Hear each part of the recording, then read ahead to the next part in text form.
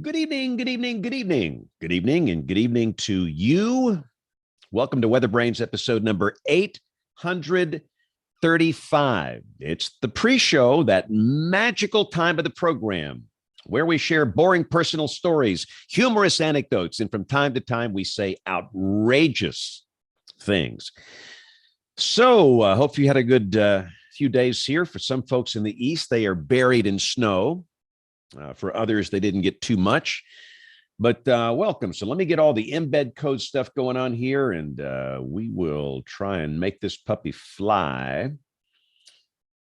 I can find, got so many windows open here. And again, I am obviously not in the typical WeatherBrains closet this evening. I am in Studio S, which happens to be my home studio, and should be back in the closet next week at the TV station.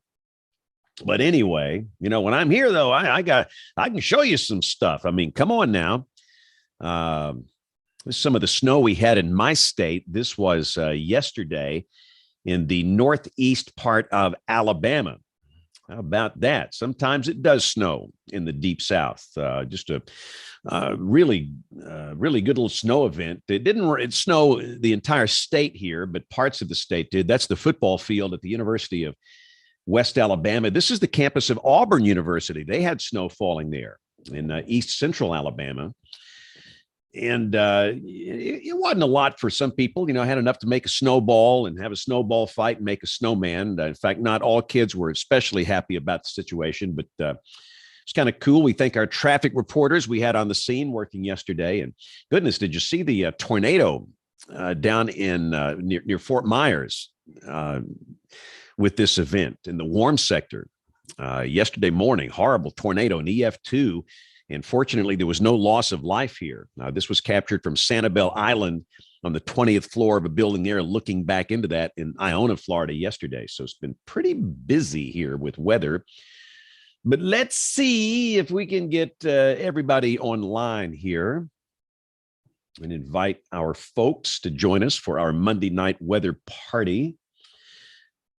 And see, we got some football on our channel tonight. ABC's carrying the NFL playoff game tonight. So of course, you know, with the new, you know, earlier start time, we don't have the same pressure that we used to have here. All right, I think that's everybody. And let's get the invites out, and they are now out. Yeah, it used to be when we started an hour later, I would have to use this equipment when I'm home to do the television broadcast. So we'd have to have a hard out time, which is odd for us. We typically just go until we go, but we should be good tonight. So, yeah, a lot of weather to talk about, but I enjoyed last week's show. That was for those that didn't see last week. It was just homegrown. We just talked. Sometimes you just need to air it out. And I encourage everybody, if you got a rant, just go for it. I mean, just air it out. Just set yourself free, because this is our one little creative outlet of the week here. And sometimes you just got to air it out. Bill is back. Bill, we thought you were pouting last week because of the national championship game. Is that true? Did you ask me? Now say that again. Say that one more time. We thought you were absent last week because you were pouting over the national championship game. No, and I thought that was going to be the perception, but I'm not pouting because, you know, the best team won, and Alabama had a fun season, and the SEC won, Georgia won, Kirby, you know, they deserved it. So I really was not unhappy. So why can't everybody be like you? That's the great response. I mean, what? Well, I wish they were, and I think it's much more realistic. You can't win every year, and if you're an Alabama fan, you've been playing with house money for decades now.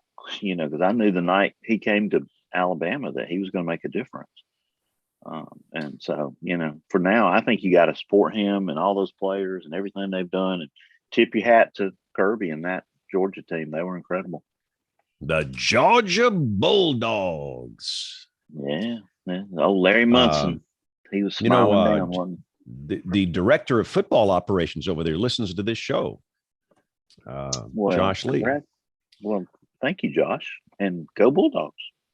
There you go. I have been on the Georgia campus many times and have enjoyed every single visit. I've never been to Athens, and I want to go so badly. I got to do that sometime. I'm gonna get to go to Texas this year. Can you believe that? Tejas? Yeah, it's in Austin. Well, you'll be in the land of Troy Kimmel. I know. I got to get Troy to get me some tickets. So our son in Nashville, and it's very strange. He's a Cincinnati Bengals fan. I mean, Joe Burrow. He said, "Hey, man, the Bengals are playing the Titans. You got to get me some tickets." I said, "Oh, like they grow on trees." Yeah. But he's decided, and I said it's probably going to be like 30 degrees Saturday afternoon up there. It's like a 2:30 kickoff, and but as you know, and usually we go to crazy stuff like that. I don't think I can, for various reasons, multiple reasons. I would love to go. I would love to go to a 30-degree NFL playoff game. Maybe not the one like in Buffalo, but Nashville I could handle. Jen, is that you here? I'm here. I wasn't sure I'd be here, but I am here. You're a trooper. You're a total trooper. She dialed into football brains there. Yeah, that's all. I like football, so I'm fine with that. No, I'm hanging in. I'm here. A little tired. I had to shovel about 3 inches of the white stuff today. A little bit more than we were expecting up here, but Yeah, you probably got the 3 inches I forecast for down here. They have. I only was expecting an inch. So I about flipped out when I woke up Sunday morning. There's 9 inches in Jackson, Mississippi. I was like, "Uh-oh, we may have blown this forecast." I'm already over it. This is some of the video from Northeast Alabama. If you didn't see it, Jen, it was a good snow down here. Look at that. It was good. This is the football field at the University of West Alabama, which is in the central part of the state. Wow. In Sumter County in Livingston. And that's picked what up had me scared. I thought that was 2 coming inches here. There. And it was good. So this was spotted straight. No, there we go. Oh, this was spotted in Pigeon Forge, Tennessee this morning. What's going? Whoa, what is this? See, they know how to get their picture on TV and on the face bag and the Twitter feed is to do that. I mean, that's a cool shot.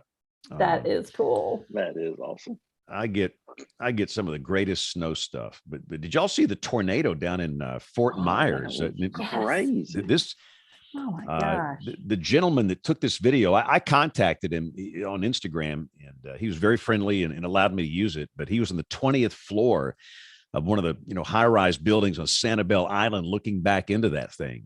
And that's some of the best tornado video. And this is Southwest Florida. This is not Topeka, Kansas here. No, and those just trailers just being obliterated. Yeah. And it was in the morning. Yeah, right. It's just crazy. And what's amazing, there was no loss of life, and I think the warnings were good, but that thing could have easily killed somebody. I mean, that's horrifying. Oh, easy. It's just shredding them. Oh yeah, looks like it's going through a paper factory. That is a very densely populated part of the world down there. It's just between Fort Myers and Sanibel Island. And that's 128 miles an hour right there, huh? Yeah, and that's what it does to a trailer. Oh my! All right, let's bring in Dr. Smith here. Where's our guest? We know that Neil is out, and Kim is Aubrey is still out. Kim is still out. So we can do another rant. We actually got Jen almost into a rant last week. Yeah, it was not a full rant, but she is the kindest, sweetest person you'll ever meet. And just for a second, she almost started to get into one. I did. I got a little riled up, but it wasn't too bad, But no, we had so many compliments on that show. They like that we just do the homegrown, say what we want to say. The rant show, like I say, we all everybody needs to blow off some steam every once in a while. And this is, the people that watch this or listen to it, they're weather dweebs. they understand that we're not talking to Joe Q Public. We don't want to talk to Joe Q Public here. And, sometimes you just got to air it out. So that's right. This is interesting. I got an email from Kim today that said that the guest is still up for it. Here's his email. I let him know about timing and Zoom, blah, blah, blah, blah, blah. And I just got an email from him saying, did you get the message? I'm still out. Let's reschedule. So, okay. Oh, yeah. Two homegrown shows in a row. This is great. And we have Rick here, so he didn't get a chance to air it out last week. So all of us, Aubrey's here. I've got a lot of stuff built up too, so this is good. Yay. Well, bring it all tonight because I got nothing. I really don't. But I'll come up with something. All right, it's Rick and Aubrey. This is great. Awesome. Air it out. Yeah, I was surprised how many good comments. I mean, people love those. We love the guests, but every once in a while we just want to hear from you guys. So you should do one. They're gonna get it 2 weeks in a row. Yeah. See, they may change their mind after tonight. So. Yeah, this one might break them with that for sure. Oh man. I received more feedback from that show last week than anything we've done in a while. Those are just fun. I mean, it's like I could tell Neil didn't quite know what to do. Dr. Jacobs has never been through one of these homegrown rant shows before. He kind of had that, what am I supposed to do here thing. But he handled it with grace. He was probably checking out his conflict agreements and things to make sure he didn't run afoul of the government. Yeah, that's true. And welcome to our television viewers. It is 2 minutes after the top of the hour. Well, let's get this thing started. Aubrey, you okay? Good to see you back. They're recording. Oh, they're recording the news behind me, so I can't talk. I'm in the studio. Good evening. Scotchity scotch. I think we should all go watch Anchorman sometime. We ought to get together and just go watch Anchorman. Not the second one, but the original. You can do it virtually now. That could be a show. We could watch the show live together. I think maybe we'll do it tonight. Yeah, that's right. Fire it up, All right, let me get these recorders going here. 1 and 2, and here we go in 5, 4, 3, 2, 1.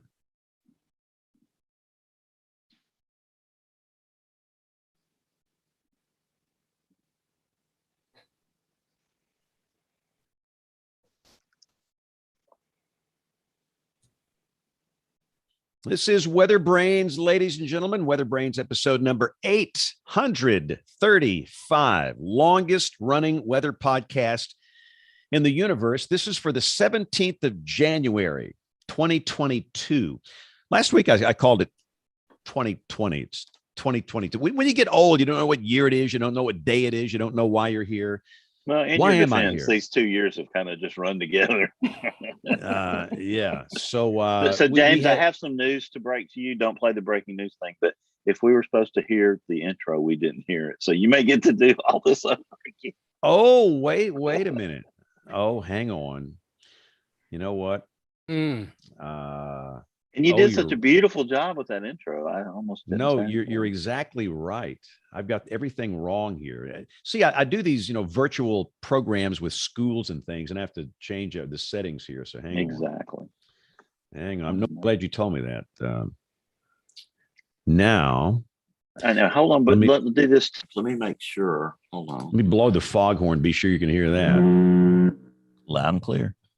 Okay. So James, I didn't realize I wasn't on this microphone. Can you hear me okay on it? I haven't used it in a long time. Is it okay? Yeah, you sound good. Okay, good. I think we're good. I had to use both my USB ports on my Mac for external drives, and now one of them died, so I could open up a port tonight. Let me do. I don't want to confuse the. Here, hang on one. All right. Talk to me. Can y'all hear me okay? Yeah. Testing 1, 2, 3. You're coming in loud and clear. All right.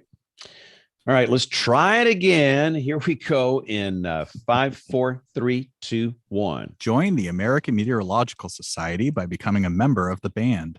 The AMS. Hang on a second here. Let me. do one more thing here. we're going to go for the third time will be the charm here. False start. Yeah, I'll be right back. Y'all hang on. Shows sort of like 2020 and 2021. Very emblematic, right? Very emblematic. Right. One of my little AirPod things is crapping out on me, which is weird. But I looked it up, and this is like the original. They've actually got a replacement program for these things, so I can get replaced free. All right, third time. Really? Is the charm. You do? Are you serious? Yes. How do I get hold of that replacement program? I bought these in 2019, and I looked it up, and there was some type of issue that was apparently widespread. And just look up AirPods replacement program 2019, and you'll see it. So, and mine's AirPods Pro, the more expensive ones here. All right, third time is the charm. I'm excited. Here we go in 5, 4, 3, 2, 1. Join the American Meteorological Society by becoming a member of the band. The AMS Weather Band is a global community of weather enthusiasts dedicated to learning and sharing their love of science. Visit amsweatherband.org to learn more and join the band today. This is WeatherBrains episode number 835. We're approaching our 16th anniversary, like in 2 weeks. We started this show in late January of 2006. That's how long this thing has been running. And they said it wouldn't last. We started off as a little 30-minute audio show. Now we're like a 10-hour video audio conglomerate or something here. But anyway, we're glad you're here. And look who's back. Aubrey, can you speak now? Is your mic hot? Can we talk to you? I can talk. She's done. Yes. Welcome back. How are you? Did you survive the snow? Yes, I did. I'm a little tired. I'm still a little stressed. Everyone thought I was crazy with my lowball totals that I first threw out there. And it came out very well. It started a little earlier. We had a little more sleet. Never doubt that warm nose. Bottom line, never doubt that warm nose. As much as you go, there's no way that can happen. Never doubt that stupid warm nose. Well, I told them, I said, hey, you're going to start off with snow. You're going to get 2 or 3 inches of snow, and then it's going to change to freezing rain briefly and then to rain. And they were like, no, we're going to get a foot of snow. And I'm like, yeah, okay, sure enough. And that is our current our working show title is Never Doubt. Down, which was, it came in just as expected. Never doubt that stupid warm nose is the working show title. Exactly. That one's the leader in the clubhouse. No doubt about that. See, it's informational. There's actually some value to that show title, so that's a good one. We are questionable. I'll never forget that we had a show title one time called "Women Who Named Their Butt Cheeks," and somebody sent a note to station management. Hey, you've been hacked. So somebody has hacked into your website. Someone has hacked your website. And I'm like, no, that's really the name. And see, we do these obnoxious show titles so that people will listen to see what it's all about. And I will tell you what that was about. I had to interrupt a program called The Ricky Lake Show for a tornado warning. This was back in the 90s, Ricky Lake. And that was the topic of the show. This was one of these 3 o'clock in the afternoon shows. And I'm thinking, who in their right mind is watching this? Who am I talking to here? Uh-oh. But anyway, that's another topic for another day. But now we ought to do a show on snow forecasting, Aubrey. It ain't easy. Tell people it's not easy. It's not. And here's the thing. Here's the problem is now we have to basically validate our forecast and say, this is why I'm not going 12 to 24 inches. I don't care what national weather outlet or what Mr. Basement Forecaster that only comes out from December to March says on his Facebook page. And I'm not posting deterministic snowfall maps when, by the way, we ended up even colder. I was planning on 25 degrees. Snowfall maps, if it's under like 31, 29 degrees, those deterministic snowfall maps are garbage, absolute garbage.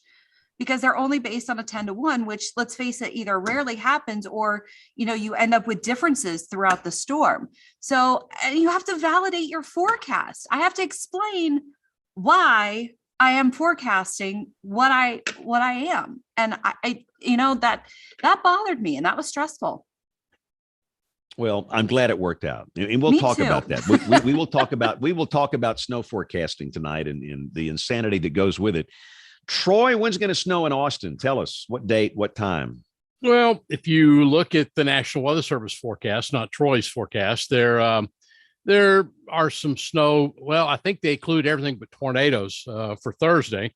So there's a little bit of snow, there's a little bit of sleet, a little bit of freezing rain, and there's rain. I'm just not going with it yet. It's very difficult to forecast around here. I don't see enough in the models to make me. I don't know that we'll have the available moisture we need, but I could be wrong on that. So I'm just kind of laying low and choosing to ignore, and not ignoring it, but I'm just thinking that we'll be a little drier. The models themselves it's a very low confidence forecast for us. Weather Service in Austin, San Antonio this afternoon, it just out and said it. It's a very low confidence forecast, but I'm just kind of sitting back going, well, it was 70 here today. It'll be 77 the next 2 days, and then 35 with something on Thursday, maybe. Something. Yeah. Here's my question. Has there ever been anything other than a low confidence forecast at a low latitude like this? I mean, it's absolutely not. I've been doing this 100 years, and I have now, no recollection. Except for the 12th, 13th, 14th of February of last year. Yeah. Damn it. But other than that one was coming down the railroad track with the light well lit at that one. But you're right. 30 degrees north latitude, low confidence. Yeah, that sums it up. But Rick Smith is up on Interstate 40. They're much better at it up at that latitude. Oh, they are so much easier here.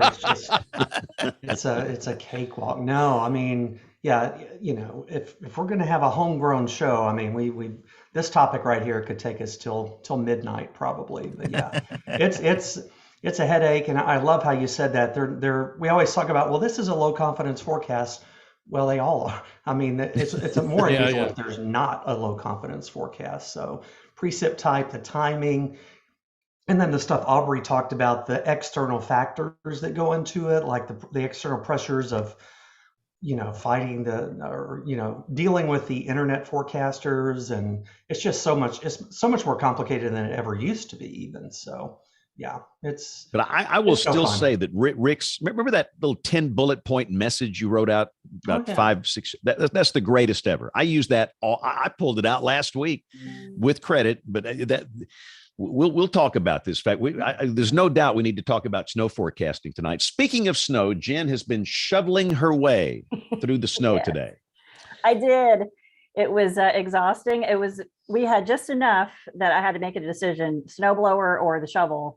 And I went shovel. It was right around 3 inches here, and we were not expecting that. It was a sharp cutoff when you got to Columbus, and then they started nudging it a little bit because the low moved just a little bit further north and west. So came down pretty good clip here last night, about 3 inches. And so I got my workout today and got it pretty much cleared. And that's going to be really icy tonight and in the morning, but then we're pretty quiet next couple of days. But that's the biggest snow we've seen so far, was 3 inches. So we had the big snow back in the 90s here, and I tried to dig my car out of a snowdrift, and I can see why people die of heart attacks shoveling snow. It's just like I was out there for like 2 hours and I made no progress at all, and I thought I was dying. I mean, goodness gracious, that is an acquired skill set that I don't have. I don't either. That and lawn mowing. I never got into lawn mowing. So never got into, and still don't. There's high school people that need that job. Yeah, exactly. That's what those kids need to be doing. So Bill Murray, you were out last week. We were trying to figure out where you were. So it was either 50-cent beer night at Hooters, pouting after the national championship game. What was up? Well, it actually was just work. As I told you, James, I certainly wasn't pounding after that national championship. Can you define that word work? Okay. Well, it's all this crap that's piled up on this desk right here. But tonight I was like, I'm not missing for anything, because then they'll think I'm on a 2-week pout. I wanted to congratulate the University of Georgia and Kirby Smart and their team, because they did a great job, had a great season, and just sometimes you just got to tip your hat to the other team. They just were better that night.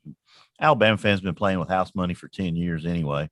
So, it's like, how can you complain all the success that Coach Saban's had? So coming to see you, Troy, in Texas in September. Yeah, that's what I got my room at the Homewood Suites. I'm there you go. I was over there today. Actually, dropped back by my old place today. So I'll see if they put the waffle maker back out. And they did. Go watch. So how long did you stay at that place, Troy? 7 months. Oh, goodness. And and Bill will laugh at the only one. I have diamond status now in Hilton. I mean, oh yeah, I've got million and 250,000 points, I think, or something like that. So going to Fiji next. So let's talk about it. And again, we're going to do a homegrown show. We did one last week and we got on some rants and stuff, but only 7 lawyers called last week. So, that's right. Yeah, only 7. Nobody got fired, right? That's all right. Success. So let's talk about this whole thing, Aubrey. So kind of run through your process. Can you talk? There might be. She's in the studio and there's an anchor man behind her. Do the scotchity scotch thing. That's really good. Scotchity scotch. So, in fact, I just saw Will Ferrell on TV. We got an NFL game on our channel tonight. Apparently, he's there. But so let's go to Jen. You have to deal with all these different markets. Let's just talk about the basics of snow forecasting, and everybody here can just kind of share, how it's done. So tell us your process. What was the first thing you look at, and how do you message a winter storm in a short radio cast? That's got to be hard. I kind of, live that life to some degree, where they say, all right, all the cuts have to be, 24 seconds. How in the world do you communicate uncertainty in 24 seconds in a short weather forecast? Yeah, it's really hard. And especially this weekend in Alabama, as you well know, it was very difficult to try to get all that in.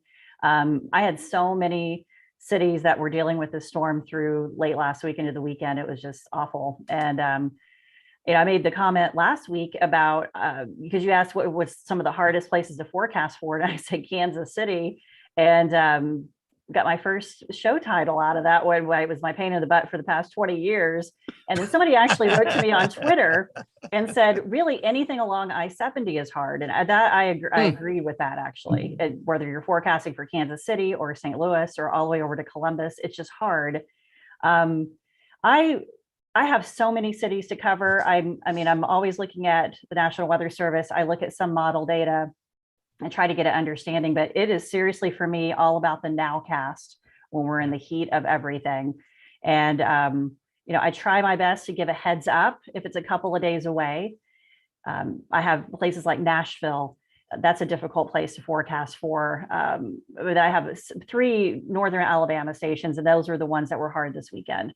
But I for a couple of days out, I try to give a heads up that something's coming and try to give a little bit more of a pinpoint when it could be. And then as we're getting closer to it, it's all about what is the temperature, right now, and where, like what Aubrey has to do, where's the warmer air going to be nosing in, trying to pinpoint, will there be a dry slot? But how do you say all that? Nobody understands what I'm trying to say. And I certainly cannot say it in 25 seconds. So I just do my best to message what the advisories may be that's over them, and give a range of the conditions.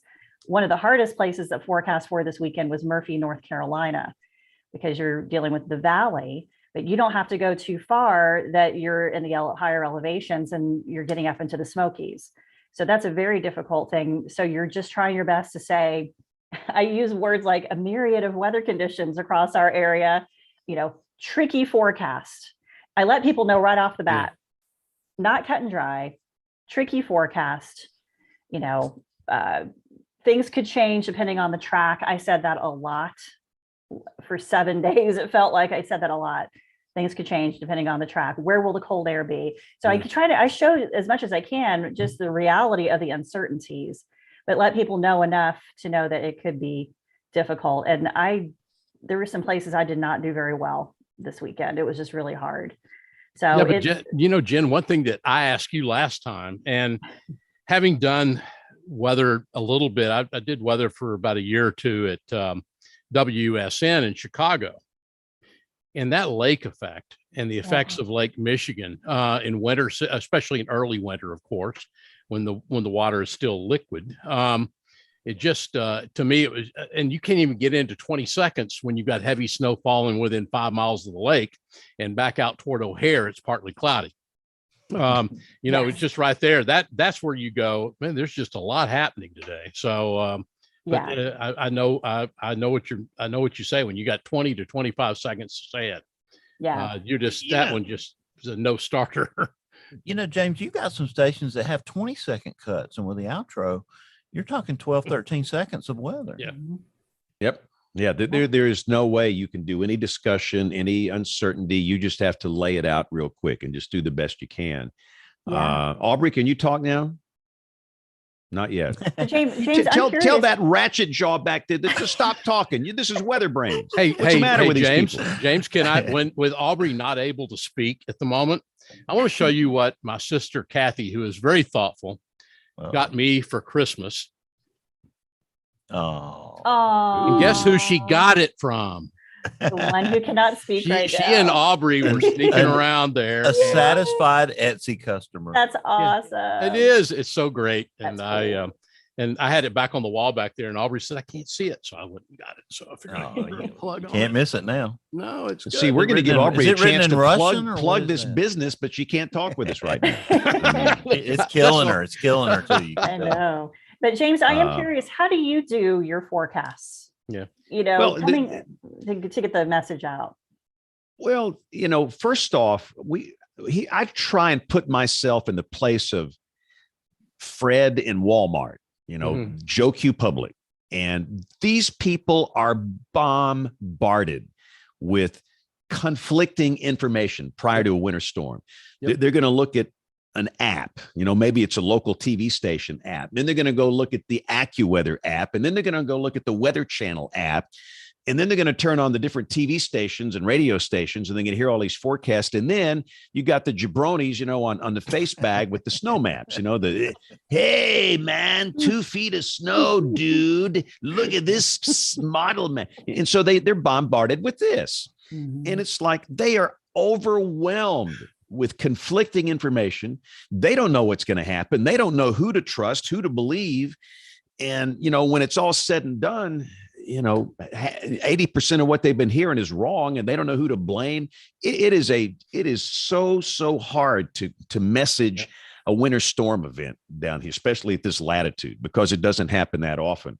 So that's the first thing I have to consider is how in the world can I be this voice crying out in the wilderness of sanity that can communicate uncertainty. And again, I think the best way to do it is to communicate a range. And you've seen a lot of people do this where they have a boom and a bust in a most likely scenario. And sometimes you don't have time to do that. But if you do, I like communicating that range of possibilities. It's like the ensemble approach. And but even at that, this last time was just bewildering. I was brutally attacked for stuff. I don't know where people were hearing this stuff. Some people said, I heard we were going to have 8 inches of snow in Birmingham, and it just rained at my house all day. Or we're going to have 3 inches. I never said that. Never. I said, 1 inch or less, 1 inch or less, 1 inch or less. Temperature should be in the mid 30s, above freezing. The roads are wet. No travel problems. This is not a big impact deal. No big deal. And yet people are hearing, 3 inches of snow with hazardous driving conditions. and all this other stuff. And it's just, and even, on top of everything else, Rick, nothing personal, but the Weather Service offices often don't coordinate very well. You look at these grids, you look at the NDFD, and you got one Weather Service office, they got 4 inches of snow. You cross the county line and there's no snow. And I'm thinking, so that's our problem. And I don't have an easy answer for that. All I can try and do is be consistent, and I'm not an alarmist. I don't jump up and down, my underwear flapping up down my legs and freaking out when it snows here. It's gotten to be where I'm the boring guy. I'm the guy that with the messaging that nobody wants to hear because it's not sexy. It's not a blizzard. It's not and that's the whole thing, James. And agree with me. Tell me I'm right, Rick, on this, but it goes back to, I think it was, I forget who was it that talked about wish casting. Yeah. You're going to hear what you want to hear. Absolutely. Yeah. And that's part of the problem, James. You talked about that. Well, they said we're going to get this, and they said they is a big mess when it comes to winter, because all of those forecasts that people are hearing from TV stations or some guy behind them in the line at the grocery store, or my aunt's cousin said she heard that it was going to do this, all that gets lumped together. They don't remember the sources of that forecast. So then all of us are lumped in that collective they, and we're all wrong. So you said, or they said, I want to ask, well, who is they? I don't know, but so yeah, but that's exactly right. And there's a lot of wish casting there. I forgot the psychological, sociological, there's a social science term for it, that's bias or something, but you hear what you want to hear. So that's why people, and who was it?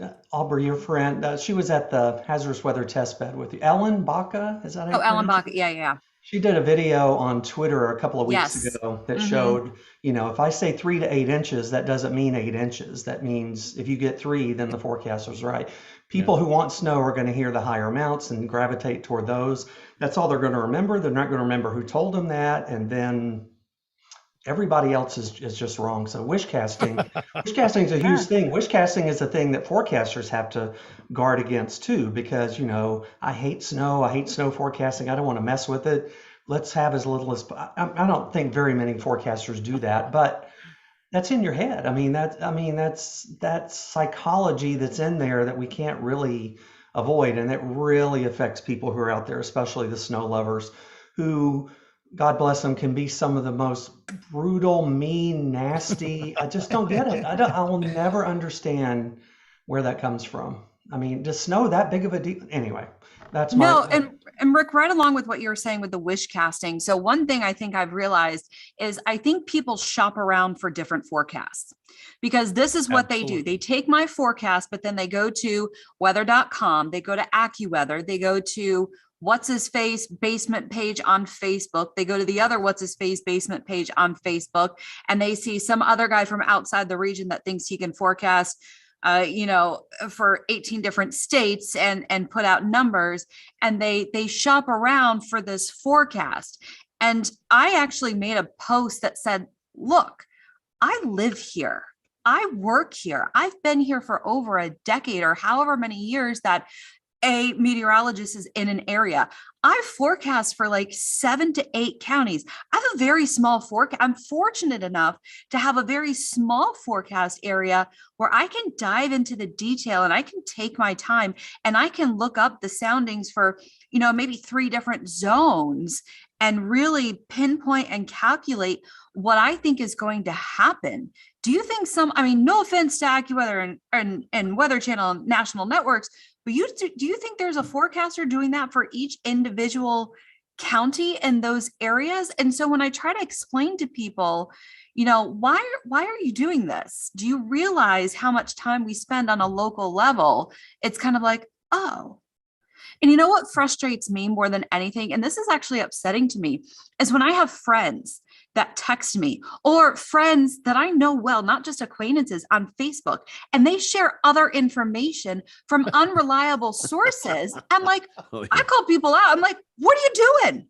Oh, yeah. I know you're saying 4 to 8, but I had someone that said, oh, I just wanted to beef it up because of my friends in Montana. I'm like, but you're putting this information out there and it's getting shared. You know what I mean? It's just, I'm like, well, I'm pretty sure that Marshall Shepard had written something on this on Forbes. And he talked about witch casting or something that he had written, I think, on this, trying to get people to think about this. But it's exactly like Aubrey and Rick said. I see so many people that they're going to want to hear what they want to hear. I saw something that blew my mind. I need to record this. I'm going to track down who this was and record it. But it was some guy literally doing like a winter storm update or a forecast. I have no idea who he was or where he was, but he must have had, 20,000 people watching, a lot more than watching this thing live right now. And he was asking people for money. While he was doing this, he was literally asking people to put in donations into this, YouTube pot. And I did not do that, James. The more money that was coming in, like a PBS pledge week. It's a snowathon. The more money that was coming in, the more outrageous the forecast got. It was like, you pay me a bunch of money. Idea. And I'll make the forecast even more outrageous. And he pulled these, horrible, deterministic snow maps that showed a foot. I'm thinking, what is this? We live. I mean, there's people with psychiatric disorders here looking at this. They're giving this guy money, thinking by giving him money, it's going to snow more. I mean, we have degenerated into this mess. And, it's like, how do you cut through this? And I really don't have a clear answer. I don't think there will ever be a clear answer. I'm hoping that some rational people will find a source that they trust and that they will stick with that. And of course, the problem is, quite frankly, we're not that good. And it's like nobody in the weather business wants to share the trait of humility. Nobody. It's like, we know everything. The science is settled. We know it all. We know it. No, you don't. No, quite frankly, I suck at snow forecasting. I mean, and I challenge anybody in this market that says they're an Einstein, this mental giant. They get it right every time when it snows here. No. Great. Bring it on. Let's see. Show us some examples of your fine work. Maybe Rick, share it with the science community. Rick, thank you for finding that article by Marshall Shepard and Forbes on December 9th, 2018. The science of why people wish cast snow forecast. Yeah, thank you, good Rick. Article. Yeah, good stuff in there. Because we used to get out of school before COVID with snow. Now we just have a virtual day. Yeah, I'll talk about humility. I will readily admit it, and I think all of us can probably relate to this. I don't know how many winter weather events I've had. We've been forecasting it for days. There's uncertainty. The freezing line's going to be here, blah, blah, blah. It starts raining or sleeting outside. We launch a weather balloon in the atmosphere that we're looking at during the current winter storm environment, and we still don't know what's going on. We still don't, it's happening, and you still don't know what's going to happen. I mean, it's just, there's so many variables. I don't think people understand. Yeah. I mean, we talk about a 1 degree difference in temperature, 500 feet off the ground or 2,000 feet. Yep. And some people think, you're just making excuses, Nope. It's that sensitive. It's crazy what we're trying to predict. It's really crazy when you think about it, how good we really are, if you want to look at it that way. But it's crazy the lack of information, hard information we really have, hard data, measurements of what's actually happening, trying to forecast that days, hours, many days in advance. It's kind of crazy when you think about it. And I think there's some element of people remember the first forecast they heard. And a lot of times that is, from a source that's, still using uncertainty and saying, well, I do think it's going to snow Saturday. And, if this system progresses the way we think, it's going to be 90% big impact, several inches of snow. But, they're not going to say that 6 days out. Maybe they'll go from 30 to 40% or whatever. And Rick, about how all this works. And, that event on January 2nd in your backyard, Aubrey, I realized I had to be in D.C. on Monday. Well, there was going to be no getting to D.C. on Monday if I didn't leave Sunday morning at 6 a.m. So I took out of here at 6 o'clock, and I waved as I drove past Harrisonburg about, 10:30 at night. But I was only about 3 hours ahead of that snow. And, I'd said something, Elle said something to her sister in Washington, D.C. on Friday. She said, well, Bill's going to leave early and come on up because of the snow. Are y'all ready for the snow? And she said, what are you talking about, snow? There's no snow in the forecast. And she said, it's 70 degrees here today. That was talk about a horrible shift in the track at the worst time on a Saturday night on New Year's Day. And all of a sudden the models making a huge shift in the track of this storm that really looked like it was going to stay south. I mean, it could not happen at a worst possible time, and I think a lot of people were off guard because it was forecasted pretty good 36 hours out, but there really wasn't a lot of heads up on a holiday weekend when, let's face it, most people probably were still in bed at 3:00 on Saturday. And I was sitting all safely ensconced in my hotel room on Monday morning when it was snowing like crazy, and I had to call in and say, call Sharon and see what she's doing right now, because it was coming down in DC. I actually with 13 or 14 inches, but you got nothing. Oh, we got snow. You did get some. Okay. We did get snow. Gosh, third storm. Now I'm trying to think of how much we had. I think we had about 4 inches. And it's good. My weekend meteorologist kind of put it together. I left my phone at where I was on New Year's Eve. So I didn't have my phone with me until late Saturday night, didn't pay attention to it, woke up late Sunday morning to all of the winter storm warnings. I thought it was a mistake. Until like an hour later, I was like, oh, you got to be kidding me. So, but yeah. And so our weekend meteorologist kind of put something together. He was looking at it a little more detailed than I was, and it came together. But I mean, I hate to put things out like that 24 hours in advance. I mean, on a holiday weekend.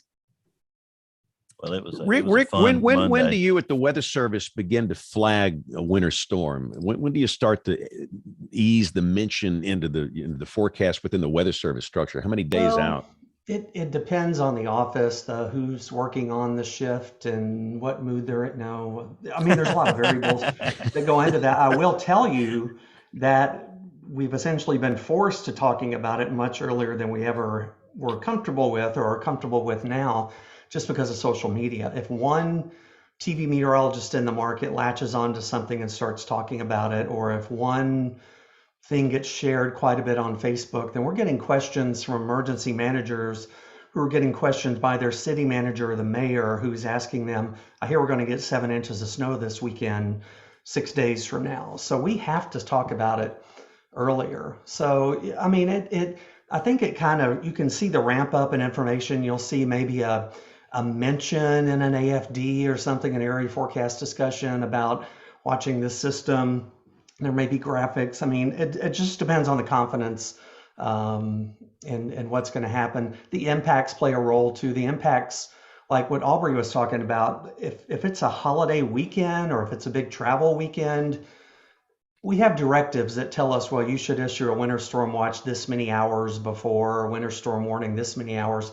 And please don't ask me to quote them. I'll have to look real quick. But there's criteria, guidelines for that. But we take into account, okay, it's New Year's weekend. People aren't paying attention to the weather. We need to catch them before New Year's Eve. So maybe we'll put a watch or a warning out sooner. I'm not talking about this example specifically. So how much we talk about it and how excitedly we talk about it depends on, just like with you guys, with the confidence, when it's going to happen, what the impacts might be, what's happened before that. Is this the first winter storm of the season or the 5th? Or so yeah, it just like in the TV world, it just depends on how bad it looks, how confident you are, and how much. But I think it is pretty universal, probably with you guys too, that we're talking about it sooner than we used to. I mean, used to we would sit and look at these things for a while, not withholding information or anything, but it's just like, there's no need to talk about this yet because there's so much uncertainty. And there may be a model screaming 24 inches of snow, but we're not getting excited about that many days out. And nobody would ever know about that before social media. So that's another, social media is awesome, but social media is awful all at the same time. So Rick, I want to share what my thoughts were, because leading up to that New Year's, the track shift, that was something we were watching. I was absolutely watching it Tuesday, Wednesday, Thursday before the New Year's Eve holiday. And I did make a mention of it. I was off on Friday, but on Thursday, I made a mention of it briefly on air. I don't even think I posted on social, because I was trying to get everything ready for when I was going to be off for a few days. And I made a brief mention of it, that we were watching it. There was something possibly, but it looked like it was going to stay to the south. And so my best practice is, looking at the storm, what I should have done, and I knew that it was a holiday weekend, that people were going to tune out. Because I feel like I did this with either Thanksgiving or Christmas, saying if you typically tune out, you might want to pay attention to this for the Sunday drive home or something like that.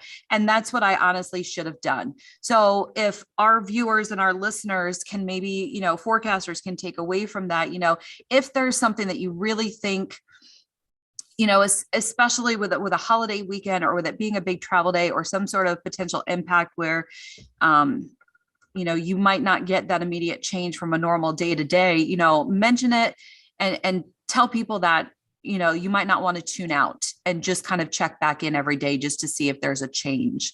And so that's kind of my best practice lesson learned from that event.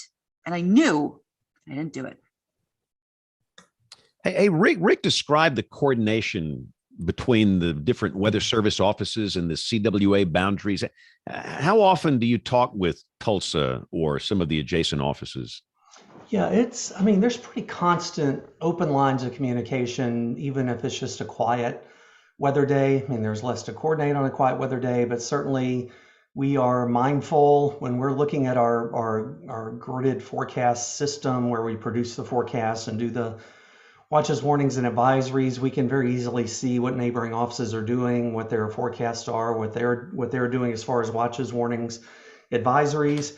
So there's a lot of coordination that goes on. If we're talking about a winter storm, and it doesn't even have to be a huge winter storm now, this may also involve like our regional operations centers being involved to kind of help coordinate the message. And it may also involve the Weather Prediction Center. They're getting more engaged in these conference calls and making themselves available to, look, they're seeing things maybe we don't see, and they may have access to model data we don't all the time. So they're involved in it also. But at the WFO level, there's a lot of communication going on between us and Tulsa, us and Amarillo, Dodge City, Wichita, Lubbock, Fort Worth, Shreveport, all the offices that border us, because we don't want to have a goofy looking patchwork forecast where it's 6 inches up against 2 inches on it just because you crossed a county line. That looks dumb, and nobody wants that. But and that's something we're really working on, the coordination and collaboration. But it's people. You got people in the mix, people with egos and pride. And, I've seen this before, and I know for a fact that this is not, or this will or will not happen. So that's involved. Another thing too, is we'll see some discontinuities with the watches, warnings, and advisories from CWA to CWA. And that's something we're in discussions with in our office, and I know other offices too. Our office, it may be a little bit quicker to jump out with stuff like that than maybe another office might be. I don't know. It depends on the situation, but sometimes it's a matter of trying to convince a neighboring office, look, we're confident enough that we think we can go ahead with a winter storm watch. We know it's beyond the range, what the rule book says, but let's get it out there. But sometimes there's disagreement among forecasters, and it's just people. So the midnight shift forecaster may not want to do that, but then the day shift forecaster comes in, it's a different person. All of a sudden the winter storm watch comes out. So it's complicated. It's not an excuse because we get those goofy looking maps out there. Nobody wants that, but there is a lot that goes on. You may not realize it or recognize it, but we've got, of course we have NWS chat, but we have an internal chat room, the Collaborate, I think it's called Collaborate, that's open on our AWIPS workstations all the time. And we can see WPC, SPC, all the neighboring offices. We can talk about what we're doing on day 6 with, temperatures, whatever, but it's constant open communication. But that doesn't mean that you're going to get a unified answer all the time, because it's people. Hey, Rick, can I ask you a question? Yes. How much does the MIC get involved in the average office in that process? Talk about the boss in that situation. Well, again, the office culture varies. I've never worked in an office where the MIC is out there really getting in the business of that routinely. Each office has a management team, the MIC, the WCM, and the SU. We're obviously very mindful of what's going on, and the higher the potential impact of the storm, the more we're probably going to be involved.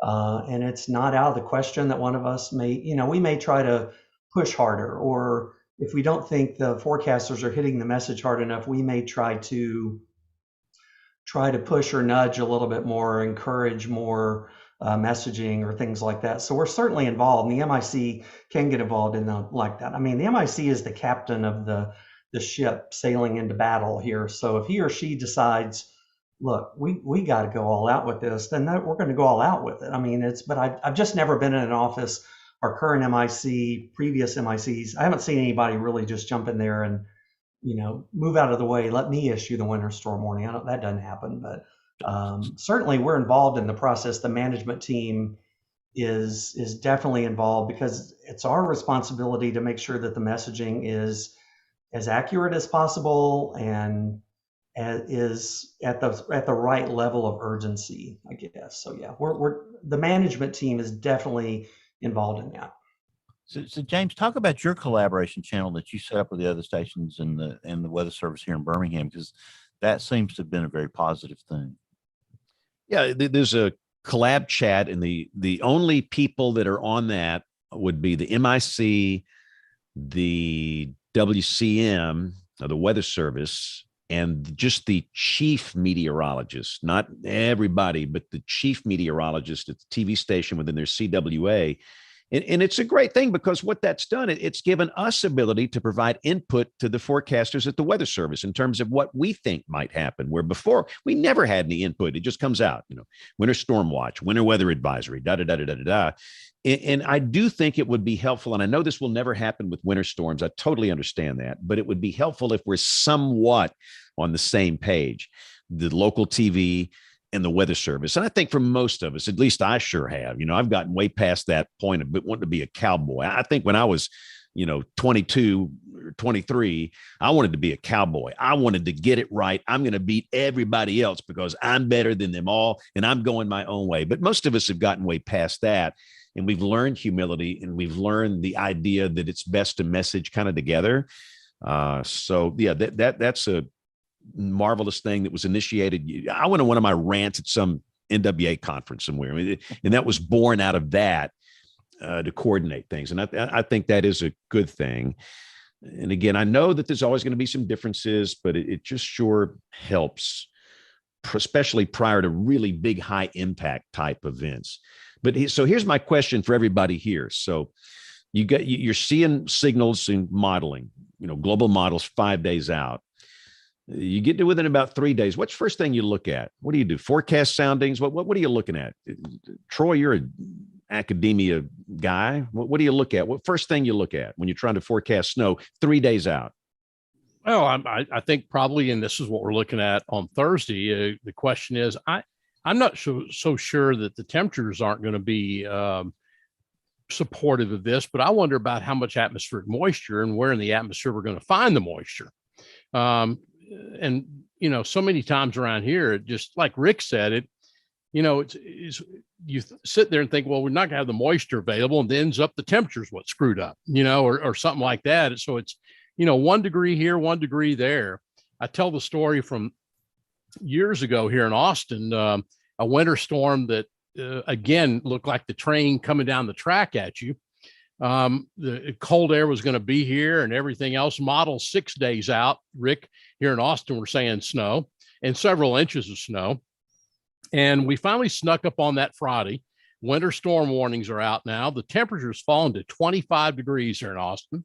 And here comes a storm in from the west. We're beginning to see the radar. It's before the days really of chat, so we weren't getting real-time storm reports. 25 degrees, and it starts pouring down rain. Ooh. Here in Austin. I mean, gutters full. I'm talking about urban flooding going on. And the temperature goes up to 26, 27, 28 degrees, and it ends up that night somehow. We don't have a sounding. We don't have a sound. In fact, if you want to find the biggest upper air sounding hole in the U.S., it's centered all over Austin, Texas. We had none, but you know who finally, the Weather Service reached out. We talked to the air traffic control tower out at Bergstrom. And Rick, what it was, they were reporting from aircraft about a 500 foot area at about 4,000 or 5,000 feet up where the temperature's above freezing. So everything was melting when it fell through that layer and just came. And this was convective type activity. And we weren't even getting that much freezing rain because it was falling so quickly.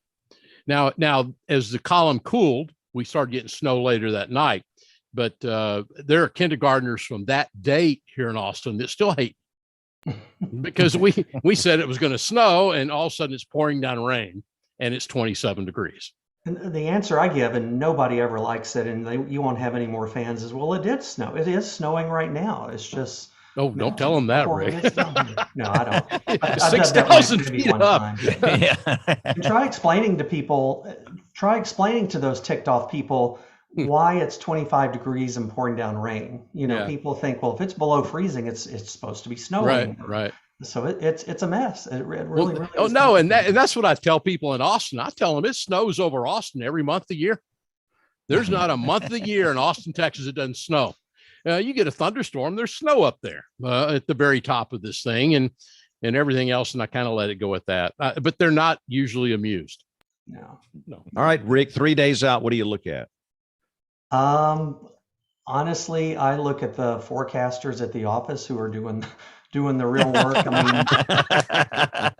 I'm being honest. My job usually involves kind of coordinating the communication part of it. I'm looking at stuff a little bit, but I'm just so involved in helping guide the message at the office. Obviously you're looking at the key ingredients, like Troy talked about, the moisture. You got to have, just like for thunderstorms, you've got to have the ingredients, and what are the model trends in regard to the track of the storm system. A lot of times our snow events here it's not like we're tracking a well-developed low pressure system across the country. It's like it's being born right over the top of us. It's not even there yet. And the storm system is growing and developing right here. So I got a question for all of you then. Do you look in these type of weather situations right off the bat about what could go wrong? We're certainly looking at that, especially if it's a big event or we think it could be a big event and you're starting to get a little bit more confidence, then you start to say, okay, what could happen that would make this not happen? What are the failure modes? All the time, I think is important, especially if you've got something high impact. So all right, Jen, what do you look at 3 days out? Nobody's telling me. See, everybody's dodging my question here. I'm trying to get moisture. The secrets of the trade, like forecast tools, model output, or something else. What do you look at and why? For my job, when you have 60 cities around the country or whatever it is now, I don't even know what it is. I look at the National Weather Service forecast discussions. I'm Rick. I look at the forecast discussions. Because there's so much that I'm trying to look at. I will read through and I will glean from there what I need to hone in on. If I do need to look at more model output, I'm not looking at soundings though, that 3 days out. But I'm reading through the discussion. I'm trying to figure out the trends, the movement, the questions that are being asked. Where is it? Is it on path of where we thought? Is it slower? Is it faster? To kind of get a broad view of everything.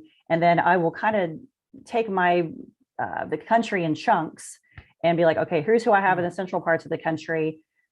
That the trend of how the storm is moving will impact similarly to these areas. How do you keep track? Jen, do you keep track of all those markets? What do you have, some kind of computer program that does that for you? Or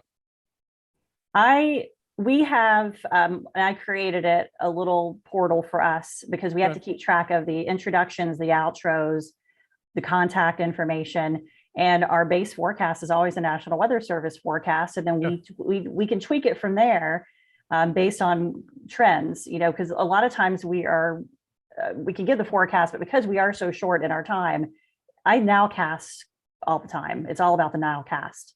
And sounding nice where people are smiling in their car. That's, those are my goals every day. I want people to smile if they can. And I try to keep people as safe as I possibly can. but it is difficult to try to make sure that I'm using, don't say the, Panama City forecast accidentally in Dickinson, North Dakota, although they might like that forecast better than what they have. It is very difficult. So that's what I do. I mean, it's 3 days out. I'm still looking at the forecast discussions and just trying to figure out the trends so then I can make the best 20-second forecast I can. Well, I'm thinking 3 days out. I use prayer. Show title. There you go. So Aubrey, 3 days out. What do you look at? Go. Oh my goodness. All right. I'll tell you what I look at 3 days out. So I am looking at soundings 3 days out. I'm looking at, like Jen said, you're looking at the track, you're looking at what's changed and what's verifying. Is the storm further south? Is it further north? How are the model resolutions kind of handling current versus what they're spitting out for the forecast? At this point, you're starting to get in your higher resolution models. So I'm looking more like, do we have a jet streak coming in? What's my vorticity looking like at the 500 millibars? Frontogenesis at 850 and 700. Very, very key to our uplift, our oomph in the atmosphere. And that oomph is a very technical term, and it's a very important thing when you're forecasting snow. I'm looking at temperatures. And is there a warm nose? And if there's a warm nose, I'm waiting for the NAM to come in and tell me that's going to be double what everything else thinks it is, because the NAM does a very good job picking up that warm nose. I swear, you doubt everything. And no matter if you don't use the NAM at all, I do like the NAM for certain things. Yeah. But it will come in and it will say, oh yeah, you think you want a warm nose? It's, 18 degrees warmer than anything else is progging at the time. So I am looking at soundings. What else am I looking at? I mean, I just looked at my social media. I was out of town. I was in Florida in January. So that first week. So I got back on the 10th. I came to work on Tuesday, the 11th, knowing that there was something possible we were watching. And on Wednesday, the 12th, I was already posting about the dry slot because I saw the track. And you also look at what meteorologically makes sense. That inland track just did not make sense to me. It was not a very usual track. I thought it was too far inland. And it did end up staying more inland, but I'm looking at that transfer of energy. And anytime we have that transfer of energy of one low kind of tossing off to another, that screams dry slot in my area. And I know that pattern, and I'm looking at the soundings then, and sure enough, they were showing the dry slot. So even Wednesday, Thursday, Friday, 4 days out, those forecast models, the GFS was first to pick up on it, and the Euro was gung-ho on it, I think either by 0Z Wednesday night or 12Z Thursday morning, pretty soon in. All right, Bill Murray, 3 days out, what do you see? I think, James, we're looking 6 or 7 days out at, output, and, trying to begin to get some consensus of agreement, that everything's coming into line. Is it all still all over the place? It's like when you see that pattern starting to come together that makes sense to you, that you've seen this before. I thought I saw that yesterday morning, and something was going on in the atmosphere that I didn't have a handle on, but I thought those snowfall amounts would march right up by 59. Yeah. We'd have 1 to 3 inches, from Tuscaloosa, Birmingham, and that turned out to be a terrible forecast. That track just went straight east across southern, South Central Mississippi and South Central Alabama. But I just was certain when I saw, 7.8 inches of snow in Madison County, Mississippi, that, this thing was going to look like all those, that was what you listened for. JB on the weather radio saying, we've got 3 inches of snow on the ground in Ridgeland, because then you knew it was coming across and we were going to get it. And I fell for that. And it made me look foolish. Well, Bill, and also you got the snow down in central Mississippi. Then up at Tupelo, you didn't have much at all. And then you go to the Tennessee-Mississippi state line up around Walnut, Mississippi, around the Tennessee-Mississippi state line. They had upwards of 9 inches of snow. I saw one report from Weather Office in Memphis.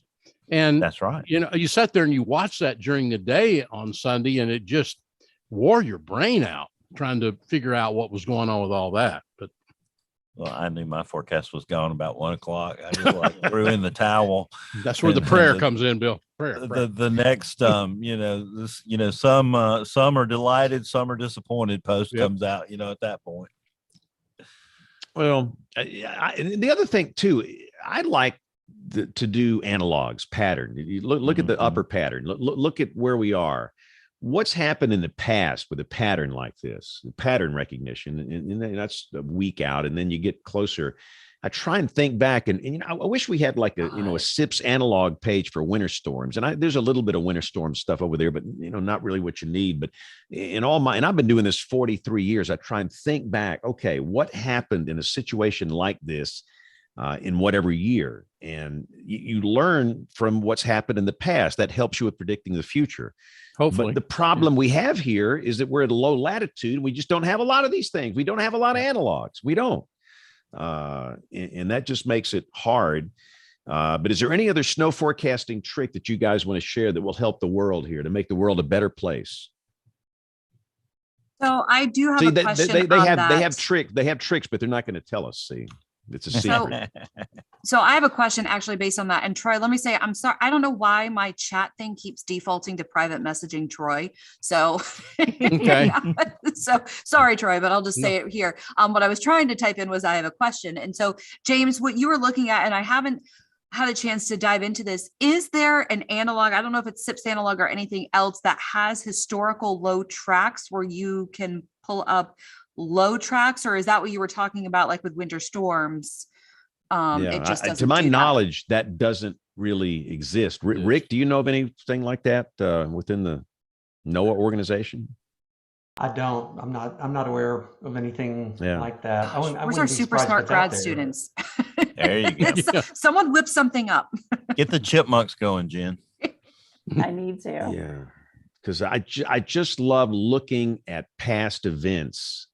Yes. And it's no guarantee the same thing's going to happen, but boy, you can learn a lot by looking at what went right in the forecast and what went wrong in the forecast. Like Snowmageddon in 2014 here. What we need to do is just write it on the blackboard for the next generation. It was 18 degrees Fahrenheit, and we had a flash freeze, which we've never experienced here before. Typically, when it snows down here, it's 35 degrees. So in that case, we had snow that came down, not a lot, an inch or two, no big deal, right? So it came down and the ground was kind of warm and the snow melted, but it was 18 degrees Fahrenheit. The ice accretion process is radically different in 18 Fahrenheit compared to 32 Fahrenheit. There's no comparison. And with that flash freeze, it had the effect of a crippling ice storm on travel. And I had no idea. And apparently nobody else did because everybody else fouled it up. And it was a humanitarian crisis. And that's the kind of thing. It needs to be like a database of these busted forecasts where you can see this is what went wrong. This is what we learned. And this is what you need to know so that it doesn't happen again. So James, maybe somebody know that storm, did you say 14 or 13? 14. That storm was on my mind the entire time I was forecasting because I knew we were going to be 25 degrees or below. And when I was trying to get the word out to people, I kept thinking about that storm and the issues that you guys were running into when it was so cold. And I went on air numerous times and said, it doesn't matter how much snow. And think about that the next time we get a dusting and it's 18 degrees out or 20 degrees out. When it's that cold, treated or untreated, the roads turn instantly into ice. And so this is a lot of times, I mean, I talk to a lot of the younger students and I tell them this is why these historical storms are so important. I'm not in Alabama. We'll have a better opportunity to get temperatures below 25 degrees than in Alabama. But I'm using that storm as an example and telling people here, this is why roads are going to be so treacherous because it is going to be so cold. And it ended up even being colder. We were 16 degrees. Well, right. And that bust still hurts us to this day. They don't believe what I say prior to any winter storm event because of memories of that. People that were stranded in their car for 8, 9, 10 hours, running out of gas, getting cold and hungry. They had to make fires in the side of the road just to stay warm, to stay alive. And the sting of that miss will be with us for a long, long time. And that's why a lot of people gravitate to these, jamokes, these kids, middle school and high school kids on the face bag with their snow maps. hey man, those guys on TV missed it. I'm going to Uncle Joe's Tot Locker and Weather Page because they get it right every time. But that's the other part of our forecast challenges is sometimes we can't see every single effect. Right. And that's all that matters is the impact. That is all that matters is the impact on humanity, people. Well, and people in always say to me, the weather. Go ahead, John. I'll say the weather forecast wasn't that bad in 2014. The impact was what was bad. We totally missed it. And that's all that matters. But I'm, the one thing that I have to be cognizant, and I hear this all the time on the street, you screwed up 2014. I will never, ever, ever let that happen to me again. And they're basically saying, I'm not going to listen to you. It's going to take the next generation to rebuild credibility after that one horrible impact miss. And so that's another problem. That's why so many people flock to Uncle Joe's Tot Locker and Weather Page on Facebook. So they don't trust us. So Rick, in the Washington event, I thought this was interesting because nobody seemed to get the message in advance. And we were all sitting there on Monday morning with, 12 to 14 inches of snow on the ground. And everybody was saying, we didn't see this coming. But it seemed to me that the Weather Service in Sterling, and Aubrey, you could comment on this, seemed to message the little Wednesday night, early Thursday morning event that followed way more heavily than I ever thought they would, because I thought the chance of there being any impacts was very small, but they seemed to get out in front of it early and really push it. Do you ever see that sort of reaction in a Weather Service office when, you get some criticism on system 1 and then you kind of overplay system 2 in reaction to that? Yeah, I mean, sure, that's something you have to guard against, that rebound effect or that, rubber band or, well, we missed that. I'm not going to let that happen again, similar to what James was talking about. But I mean, you really, as scientists, you really have to kind of guard against that. And those two events really have nothing to do with each other meteorologically, most likely. So you just have to try not to do that. But as humans, again, our brains are like, that really hurt when I did that last time. I don't want that to hurt again. So what's the way I can make it not hurt again? Well, I don't know.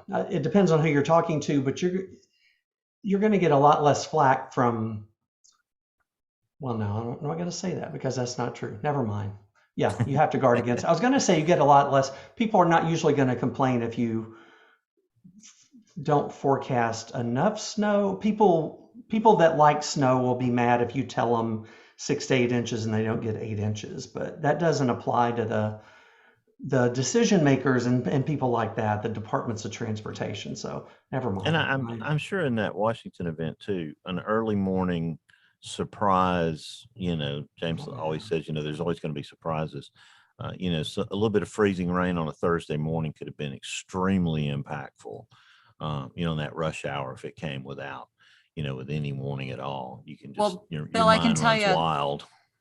I can tell you exactly why, they have that heightened sense of alert from that. And that stems from January 2016. We had the big blizzard in January of 2016. I don't even remember how much DC got. We picked up, 18 to 30 inches or something. It was a top 3 historic storm. Well, 3 or 4 days before that, we had a dusting of snow coming through first thing in the morning, 5, 6, 7 a.m., whatever it was. And it created pure gridlock on the DC roads at morning commute traffic with literally a dusting of snow. Maybe it was at night. I can't remember, but it was a dusting of snow before the big event. So everyone was focused on the big event. No one was focused. And it was a dusting of snow was forecast. Whatever the forecast was, it was right. But it created such gridlock that they really take a lot of those extra precautions in some of those minor events, depending on timing. And they'll issue the winter weather advisories, even for a dusting of snow, if it's going to happen at a commute time. So I want to pivot here for just a minute and kind of shift into the future of where are we going here in terms of private sector, NOAA, everybody on the show here. Where are we going? And to me, it's interesting. I like to poll people. Like I was in the Piggly Wiggly today. You guys, you probably never go in the Piggly Wiggly. I was in the Piggly Wiggly today. You guys go to the upscale supermarkets and restaurants. I was at the Piggly Wiggly deli getting something to eat because I'm working at home.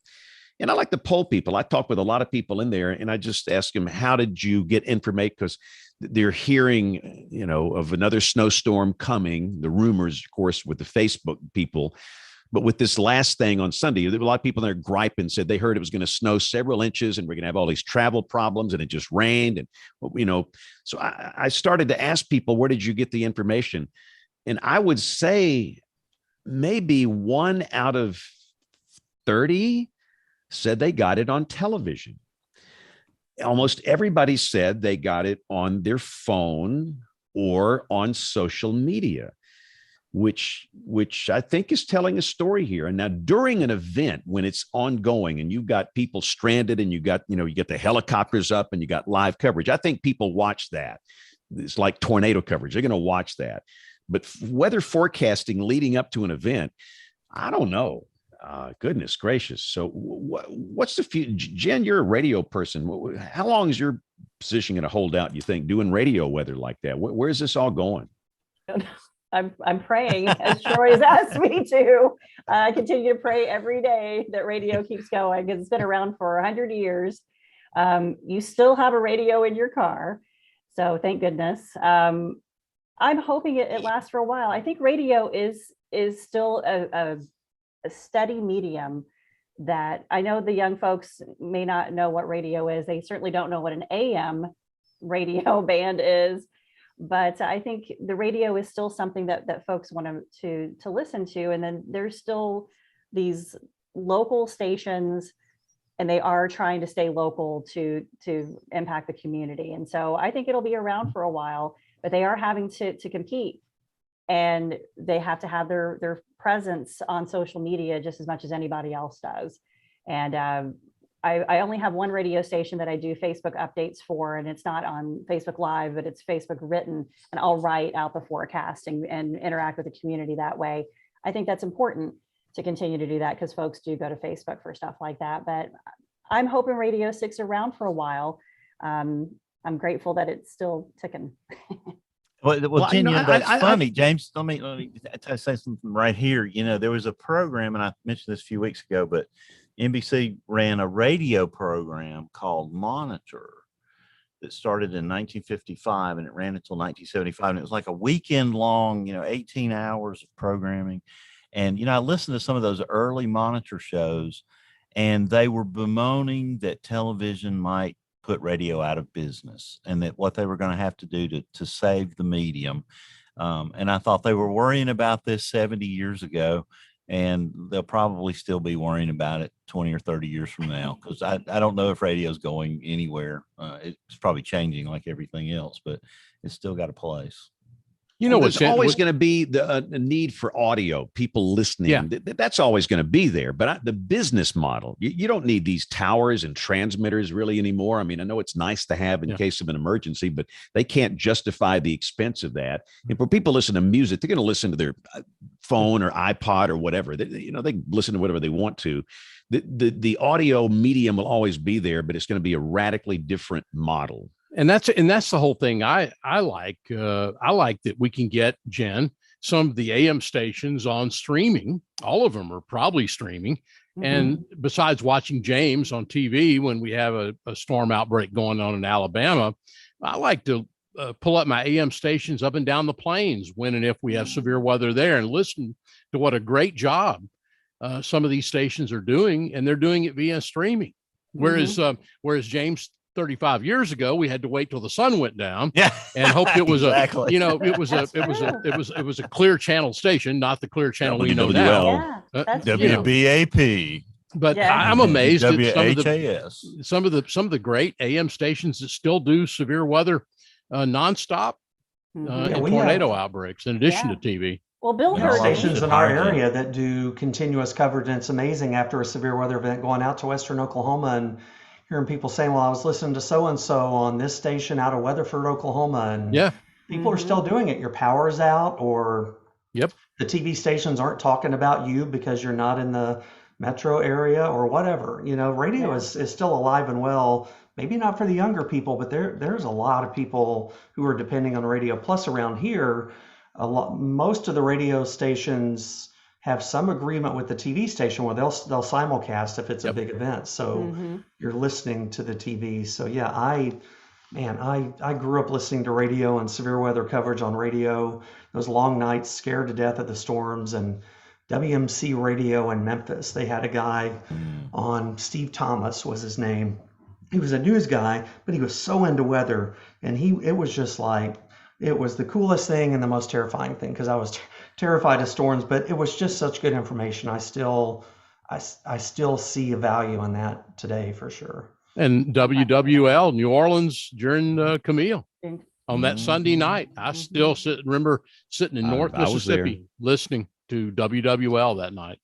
Nash Roberts, WWL, Love it. King Edward's Cigar Time. Yep. Yeah. Well, Bill, No, Bill, you heard me on Hayes. You were streaming. I did. I I was was doing the streaming coverage just to out listen there. to you, and I I was thought a it little was bit great. I was more nervous knowing that you were Oh, out my here talking to all these goodness. people and Bill's listening. No, Yeah, it was well, cool.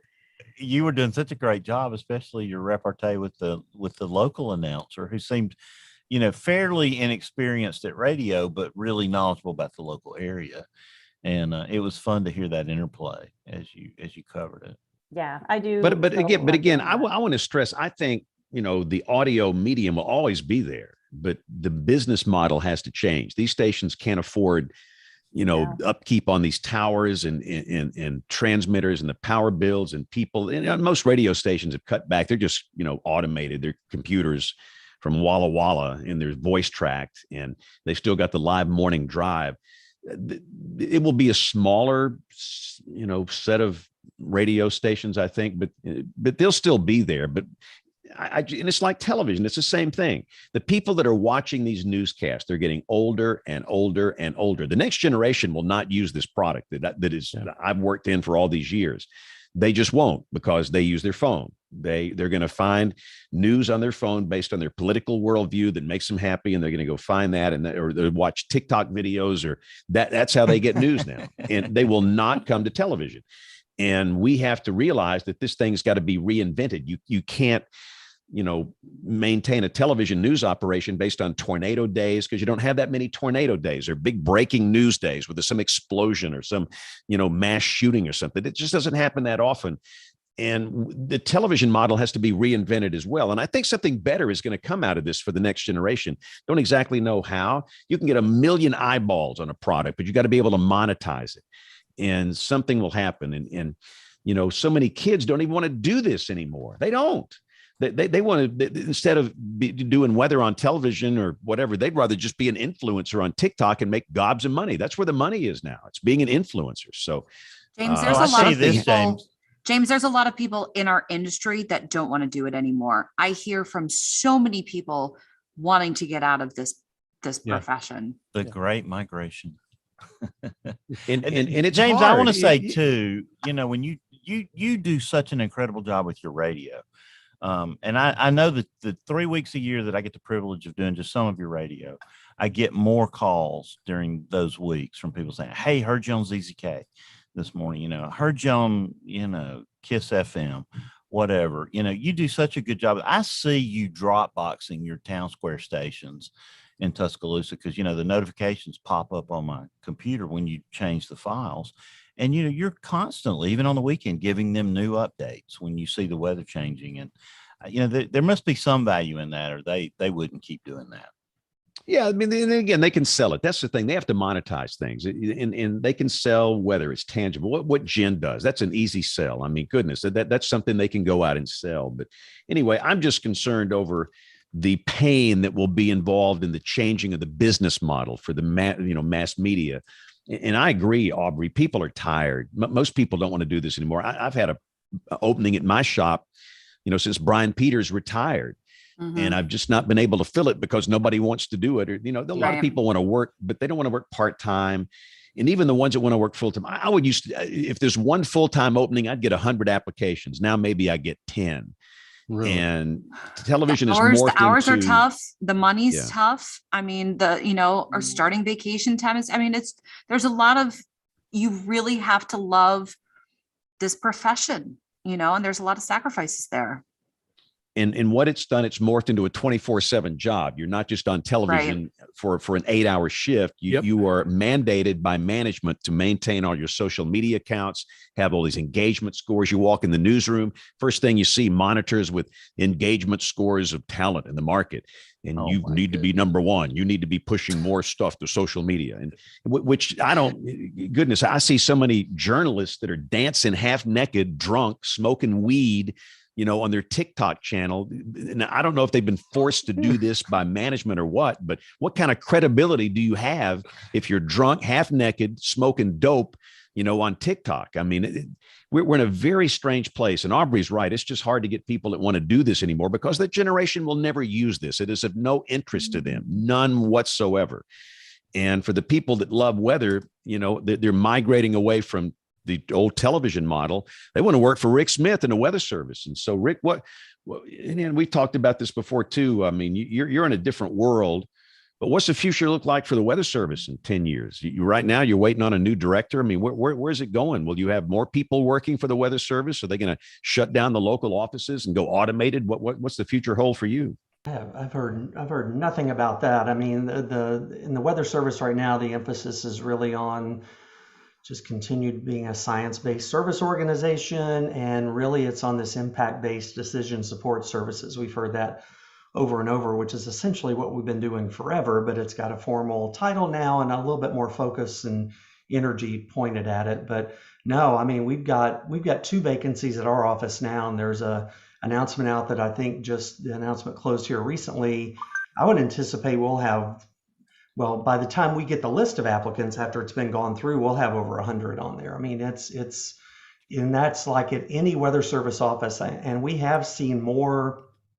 I have talked to TV meteorologists and seen more on our list of applicants when we've had jobs, more TV meteorologists moving or trying to move to the Weather Service. Lots more asking questions about how does it work? What level would I come in at? How much is what's the money like and things like that? Because I think there is more, generally speaking, more security.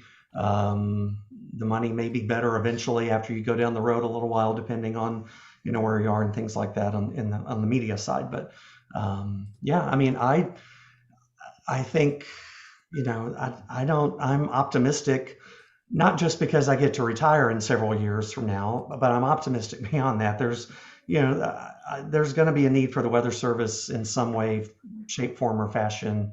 And, I think the future's still pretty bright for that. Of course, you never know what's going to happen. And we hear these stories of, well, let's automate it. The computer models are getting better and we can do this. You still have to have humans in the process, and you still have to have humans at the local office level. It's like, who was saying that? It's like Aubrey was saying, you've got that local connection. You live there, you work there, your family's there, and the emergency manager on a first name basis. Anyway, I could go on, but I'm optimistic about it. I don't see anything coming down the road that makes me nervous about the Weather Service downsizing or anything like that. Yeah, I think you're right. I think that's a much more solid, known future for those that want to do meteorology, where the old broadcast model, everything is changing and nobody wants to work the bad hours, and there's not a lot of money in it. And but here's the thing. This is my whole point. I don't want to retire. I'll probably never retire. I'm probably going to drop dead doing the weather on television one night. But I don't want to leave the next generation a dumpster fire, a plane crash. And I feel like that's almost where we are in this business. And I want to give them hope in a future. And I just love to help reinvent this model. I'd love to help these big corporations. I mean, right now they're surviving off carriage fees from Dish, DirecTV, and the cable companies. Well, you know what? That stuff is going away. And they're going to have to go back to relying on advertising. And most of the big boys in the television business, they are in debt up to their eyeballs. And they can't even service the debt when the carriage fees go. The whole thing's like a house of cards to me. And I want to help them. I want to help everybody come up with something better. Aubrey's a kid. She'll be doing this another 50 years. And the question is to Aubrey, how long do you want to do this until you're my age? Your headache just got worse. Aubrey. Yeah. Migraine now. Yeah. James, when I came into this business, I even told the news director that hired me, I don't know how long I want to stay in TV. Appearance was always a part of it. I'm obviously not some super skinny, tiny model, which sometimes you see on television. And so my concern was always, as I age, as my size changes, am I going to feel comfortable still on TV? And even though I love the profession that I do, I didn't know if I would be here 5 or 10 years later. And I told that to the news director that hired me, but I'm going to stay in it until I stop loving it. And I'm in 11 years now. I still love it. I'm about to re-sign my contract. So that's another 3 years. So we'll see. Do I stay in another 5, 10? I actually have no idea. I feel like, the science is getting better. I feel like I'm getting better, just because, you take every storm as a learning lesson. What did I do right? What did I do wrong? What did I miss? Which did better? And, what could I have communicated better? What did I not communicate right? And I take that into consideration with every storm. So I hope that gives me less stress in the future for majority, but I honestly don't know. And I think it's important for all of us to have those backup plans for when you do decide to leave. What are you going to do? And working in I don't know if it's going to be that profitable. I'm kidding. I love it, Aubrey. It's more just to keep let's plug Aubrey's business here. Yeah, we got to do that. This. Yeah. Oh, thank you guys. All right. So I have an Etsy shop. I did break out on my own. I actually have some reviews now, so that's really good. The reviews always carry me, and it's Weather Map Designs. And I am, let me try to see if it's WX. I can never remember if I did it. I don't think I did it WX. Weather Map. Yep. Spell it out. Weather Map Designs on Etsy. So anything to do with states, geography, coordinates, or of course the weather. Oh, Rick has his too. Yeah. Yep. Oh, everyone's sharing. Yep. Oh, you guys are so sweet. Did I tell you about that one time when my cousin in Connecticut sent me a screenshot when he was watching the news one morning, and he goes, "Is that one of your signs?" Behind the meteorologist, when everyone started working from home, was one of my little tornado heartbeat signs, and my cousin recognized it. And I thought that was hilarious. I didn't even know who the meteorologist was. It wasn't Hanrahan, it was someone else. And I laughed and I was like, oh my gosh, that is too funny. So thank you everyone for the support. I have people that have ordered from hearing us on WeatherBrains. So that's very nice. Awesome. All right. Well, let's take a time out here. Let's go to Tony Rice. We're going to come back and talk about weather around the country. Pretty interesting time. We'll do picks of the week. And Jen, are you going to do any email? You're kind of a last minute. You good? Oh, yeah. Okay, good. Well, we will roll the email inbox after Tony. So we'll be right back as WeatherBrains rolls along. Looking beyond the atmosphere, here's Tony Rice with your astronomy outlook. Look low on the northwestern horizon after sunset this week for the Northern Cross, an asterism or group of stars within the constellation Cygnus the Swan. The Northern Cross is standing nearly upright on the horizon this time of year. Elsewhere in the sky, I guess it's time for another asteroid rant. On January 18th, asteroid 1994 PC1 will pass by Earth. Now, this is a decent-sized asteroid, about 1 kilometer across, and that could certainly make for a very bad day should it impact Earth. But that's not going to happen. This space rock will very safely pass at a distance of more than 2 million kilometers. That's 5 times the distance to the moon. That's also beyond where the Webb Space Telescope will soon be orbiting. You may have seen this asteroid mentioned in the news in recent days, not just in the British tabloids, which is usually where these things are found, but also in wire services as well. Why this particular asteroid is receiving any attention is beyond me. Looking at the list monitored by NASA's Center for Near-Earth Object Studies, last November's 2004 LJ1 was 3 times the size of Tuesday's visitor. Just so far in January, we've had 8 pass within the orbit of the moon. Perhaps it's the superlative that goes along with this pass, the closest in 170 years. What actually is interesting, and something you're likely not to see in those wire stories, is that this asteroid might actually be visible with a decent-sized telescope and a suitably dark sight. Though at magnitude 10, you'll need something more than a tabletop-sized telescope to make it out. That's your astronomy outlook. Follow me at RTP Hokie for more spacey stuff like this. Calling all weather enthusiasts. Join the American Meteorological Society by becoming a member of the band at amsweatherband.org. As an AMS Weatherband member, you'll get to go behind the scenes with the scientists of the American Meteorological Society, whose members have been at the forefront of weather, water, and climate research for over 100 years. You'll learn about the very latest research from the scientists who are actually doing it. What's more, you'll become a part of a passionate online community of weather enthusiasts, get access to exclusive videos, webinars, and other fun content, and support the science you love. Learn more and join the band today at amsweatherband.org. All right, let's dive into the email inbox and see if anything happens to be in there this week. Letters. We get letters. We get stacks and stacks of letters. All right, so we have an email from January 3rd from Rob Strecker, who has, this is specifically for James, a couple of questions. I just started reading What Stands in a Storm by Kim Cross. You may have answered this before, but I don't remember the answer. Why 452? Why not 450 or 455? Is there a significance to 452? You're going to have to explain that because I have not read the book yet. So I need 8 minutes. I mean, I need 8 minutes. I really have to be in place. I mean, it is nonstop at 5 a.m., 5 o'clock. You know how it is, Jen. It starts and it just goes. You're doing radio, you're doing blog posts, you're doing videos. I'm on television on the morning show. It doesn't stop. I need 8 minutes. I like to just kind of meditate a little bit, read a Bible verse or two. Think about the day ahead, drink a cup of coffee. I just need 8 minutes. So that is my 8 minutes of quiet time before it all breaks loose. Wow. Second question, how are repairs going on your house and property? And he says, keep on keeping, my friend. So how are things going with all that? No, thank you for asking. I mean, the house is now fine. We are all finished with the repair. And this was a tornado from March 25th of last year. For those that don't know, that this was an EF3 that hit this property where we are here. And again, by the grace of God, the roof stayed on the house. If the roof would have gone away, it would have been a horrible, horrible situation. There was a lot of roof damage. We had trees on the house. The biggest expense in terms of money was the property, all the trees. When a tree's not on your house, the insurance doesn't pay for it.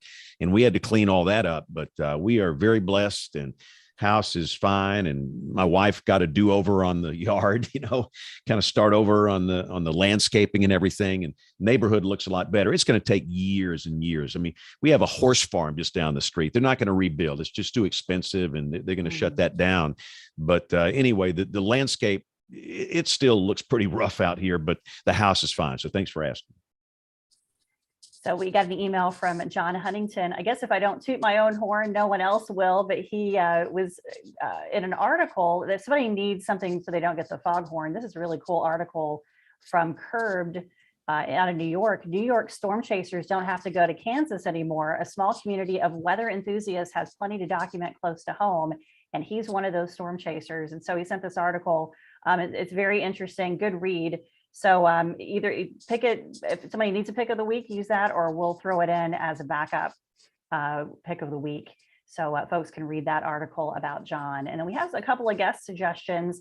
Our friend Richard Cook said, I think it would be great to have the main person or persons of the USGS volcanoes on Facebook on the show. They give fantastic in-depth responses to questions. That includes taking on the haters, know-it-alls, and trolls. And so that sounds like someone we need to talk to, where we can get some advice on how can there be trolls for a volcano? Oh, I'm sure. These drive-by haters hate everything and everybody. It doesn't matter. I did my first tsunami advisory this weekend for Newport, Oregon. It felt weird not saying it, even though it's not weather, but we're the scientists on the air. So I wrote to the program director and I said, I put this in here, so just let it play out a little bit. And that was very difficult to try to fit that into 20 seconds to try to explain why am I even saying this at this point. But and then we just got an email tonight from Nate Larson about another suggestion. Have we ever talked to Gary Lezak and weather2020.com? I didn't know if yes, we have many times. Okay. So I don't know much about that. Yes. Yeah, he's been on several times, and those shows are enlightening. So yeah, because that's the long range The LRC model. Yeah, I don't know much about that. So Oh, good. maybe I will find some of the past shows for the newsletter this week, and folks can go back and listen to some of that. But Yeah, you got folks, 835 of these bad boys. You got a bunch of people on them. that's right. That's right. Exactly.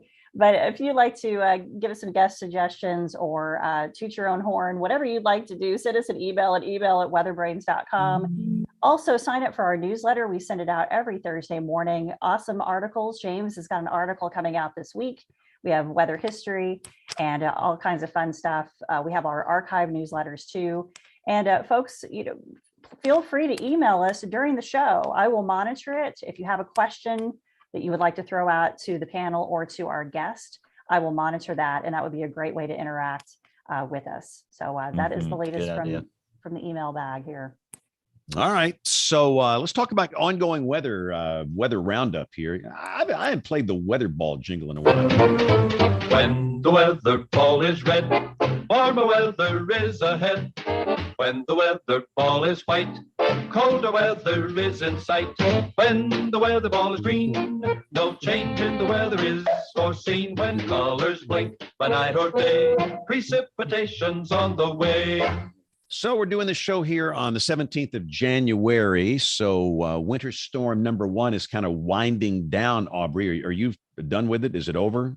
Any flurries left over up there? No, everything pretty much ended. So most of the snow ended between, I think, 7 and 8 o'clock last night. And then we had heavier sleet than expected. Of course, never deny the warm nose and double the strength. And then we had like some icy flurries to kind of wrap it up, just because the dry slot and all we had was just very shallow moisture in the low levels. So the storm is done. We had high winds today as that pressure is deepening off the coast. Pressure is rising. And then we watch our cold front for Wednesday night, and that will set forth the cold Arctic Canadian air. It's funny because Chris Michaels put together the high split model on his Facebook page to track the air mass coming from Western Canada. Well, when I put in, I'm only an hour and 15 minutes from Roanoke, and when I put in one of our West Virginia airports, it tracked the cold air basically all the way up to the Arctic. So I thought that was interesting. Oh my. And then we watch the weekend. What happens with Winter Storm 2? Oh, this would be our fourth one.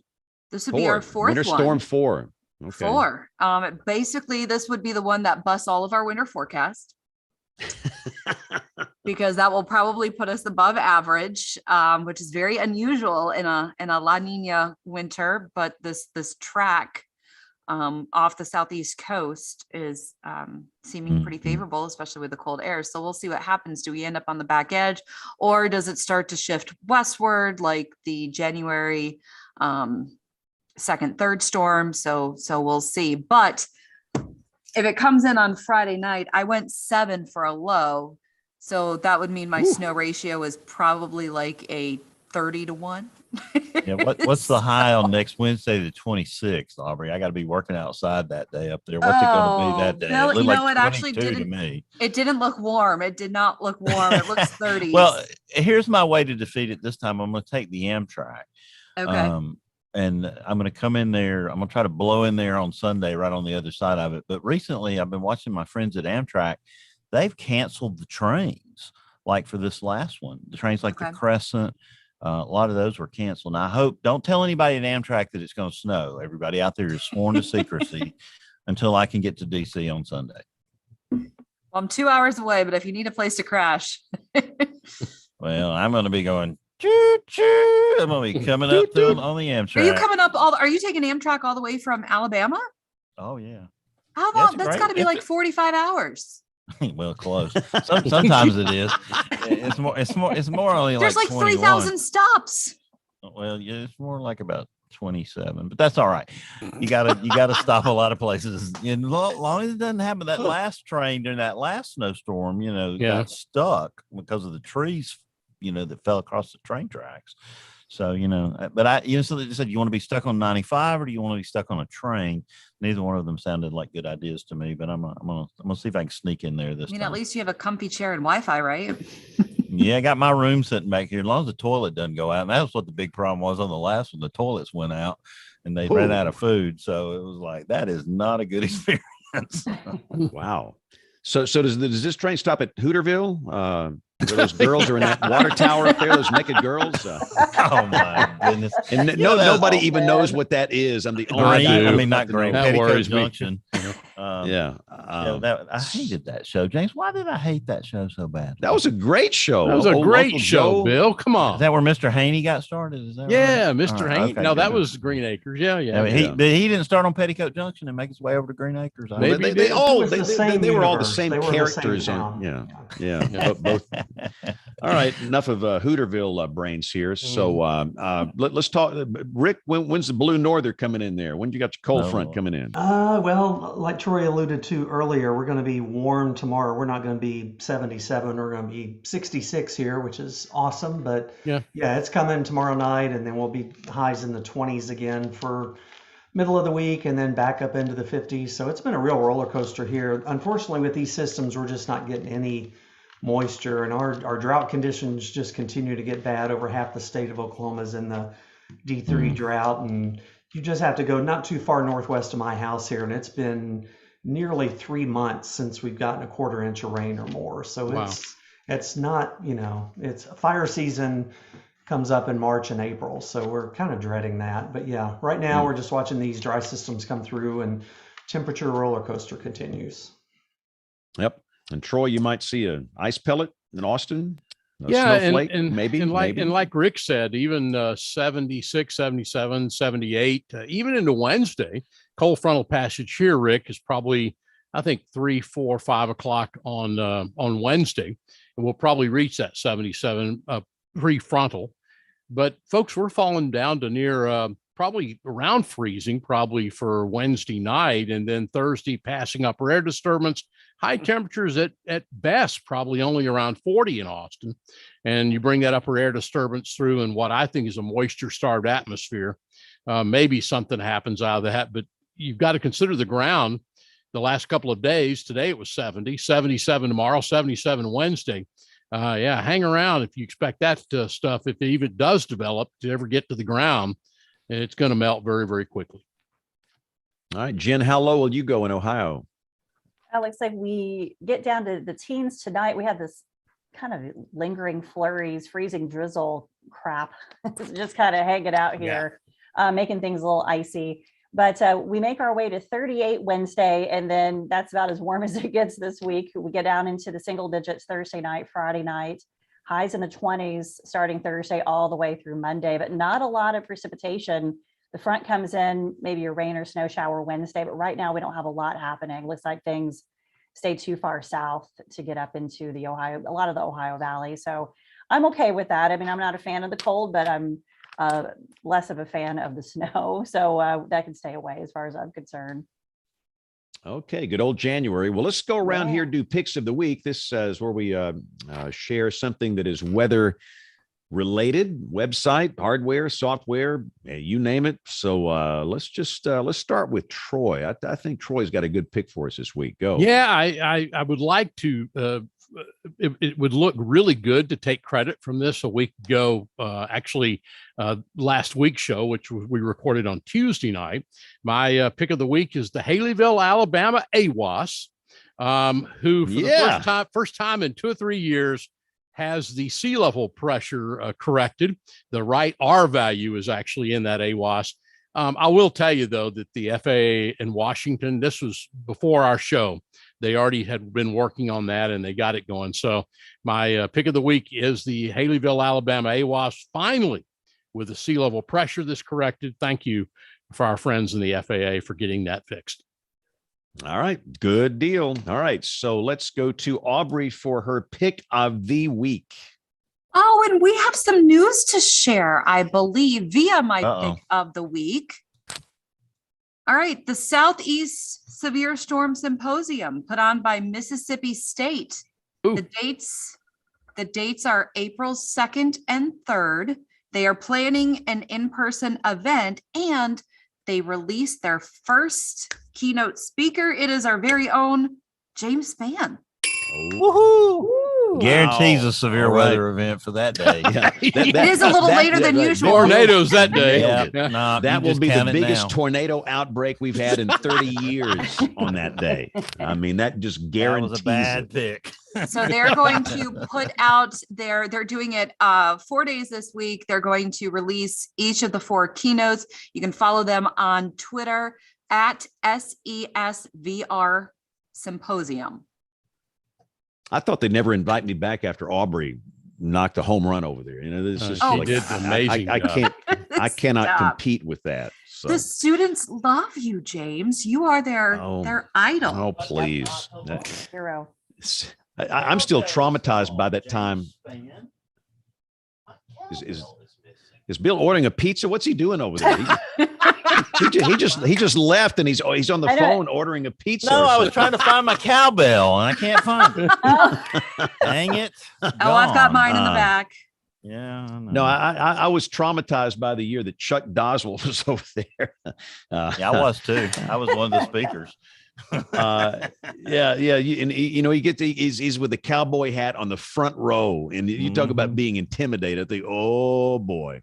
But we all went to Pap's place, and we had a ton of fun. That was awesome. Wasn't that awesome? Yeah, he was a great guest that night at that Pap's place. He was, and for years I didn't miss one of those in Starkville. I was there from the get-go, and things happen, and I've not been able to attend as many as I'd like to, but I'm excited. So if you get a chance, come see us in Starkville. That will be in early April. All right. So let's go to Jen for Jen's pick of the week. Go. James, you are no longer the only person on the panel who's on TikTok. Tornado Talk is now on TikTok. Someone caved. We caved. But no, we had a great discussion yesterday. We had my first annual Tornado Talk town hall on our Discord server. We had some of the members just kind of talking about the future of Tornado Talk, and TikTok came up. And the good thing is I don't have to run it. So that is a really good thing. I did not need to take that on. I don't even still really know how it works, but Nick Wilkes, who is one of my writers and researchers, is going to do this. And he's doing different this week, either this week in tornado history or just a random tornado, and talk about an event. And so check it out. It's tornado_talk is our username. The chipmunks keep you young, don't they, Jen, with Discord and TikTok and all the other stuff? I know they're keeping me young, that's for sure. If more of us invade that platform, I've always said it won't be cool anymore. Your IQ lowers about 30 points, but if Jen and the more people that get on like Jen, the better off that platform is going to be. It is, and I will say some of the videos are pretty funny, but every once in a while, like I'll turn the thing on, and there's some guy cussing like this guy is just cussing the horns off a bull, F-bombs, F this, F and that, blah, blah, blah, blah, blah. So, come on, man. No. So thank you for your presence on the TikTok. Rick, are you on the TikTok? I am not. My wife is pretty not hardcore, but yeah, she's on it. I just haven't, I've tried to stay up with social media. I just haven't had the energy for that. But with Jen on there, maybe I'm inspired now, maybe with Jen and James on there. So Chinese propaganda channel, no way. No, I'm just kidding.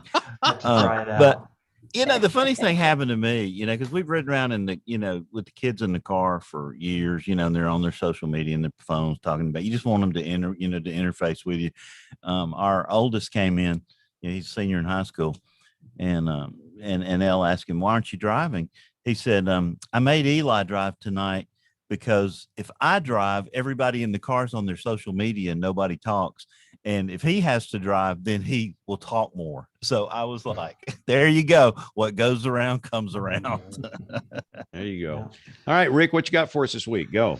Well, if Roger Hill had been our guest, this would have tied in a little bit more, but this is still very timely. My pick of the week is the National Storm Chaser Summit is going on this weekend in Midwest City, a suburb of Oklahoma City, January 21st, 22nd. If you can go in person, it is an in-person event, but the good news is they have a virtual component, or it's going to be virtual, I think pretty much the whole thing. So you have to pay a registration fee for that. It's less than the in-person fee, but a lot of really good speakers. Our friend of the show, Mike Morgan, is going to be doing a talk. Lots of the big names, the who's who in storm chasing, are going to be doing talks there. So it's a really, really cool event. It's at the Reed Center in Midwest City. The Reed Center was built directly in the path of the May 3rd, 99 F5 tornado there in Midwest City. Anyway, that's my pick of the week. Go check out their website. And again, if you want to get on there virtually, there's going to be some really, really interesting talks if you're interested in storm chasing, storm spotting, things like that. Now I know what I'll be doing for 21 hours on the train on Saturday and Sunday. There you go. There you go. Good way to spend the time. It'll get your mind off the bathrooms that don't work and no yeah, food. exactly. So my pick is the Schref Plume Viewer. That's one of my little tricks I use in snow forecasting. Very useful when it comes to forecasting winter storms. The short range ensemble forecast from SPC, if you've never used that before, and the link will be up on weatherbrains.com. All right, Bill, what you got? That was probably the right answer to your question that you kept asking us. What's our go-to on the snow forecasting? And all of us failed that test. But yeah, I'm gonna take the foghorn, James, for the pick, even though Nelly. I'm going to acknowledge my friend John Huntington for his excellent article. And so after I've gotten the foghorn, I'll go ahead and claim that one as my pick of the week. Yeah, we're sorry we couldn't have Roger tonight. We thought he was going to be able to be on, but unfortunately, he took a little turn for the worse. Hopefully he'll be better soon. Have I promised anybody March 21st for a show? I'm a little scared of this. I got a hole there and I need to fill it with a USGS volcanologist after our feedback from the audience tonight. So I'm gonna hit March 21st on this site right here, and we'll see what happens. See if a USGS volcanologist appears on a future WeatherBrains. Okay, that'll be fun. All right. Oh, next week's going to be fun too. Dr. Steve Businger, got to say it right, from the University of Hawaii, will be here to talk all about rainbows. And Paul Huttner, who is a meteorologist for Minnesota Public Radio, James. You know, you always like to make fun of the NPR voice, and that's where our weather ball thing comes from Minneapolis. Yeah, you're right. So that's good. So that's next week? Next week on I'll try and get I guess that's right. I better look and see. Yeah, 24th of January. NPR voice going here. All right. So we're going to put a bow on this one here. If you've never watched us live, you're welcome to do that. A lot of folks watch. They have fun over in the chat room. Live.bigbrainsmedia.com is where people gather to watch. We're typically here Monday nights at 8 o'clock Eastern, 7 o'clock Central. But we know that most of you listen, and we're thankful for that as well. So if you want to get in touch with us and be on the email segment, the email address, it is email@weatherbrains.com. Our show notes, our picks of the week, everything will be up on the website, weatherbrains.com. So on behalf of the entire WeatherBrains crew, I'm James Spann. Thanks for listening and watching. Have a great week and God bless. My coffee just came. Yay. No, the show title for this week, Never Doubt That Stupid Warm Nose. That's a great, that's a great show. You were making a good case for yours. We may have to go back and listen to your rant because you had a good one in there somewhere. I thought Aubrey's pick is in danger here. No,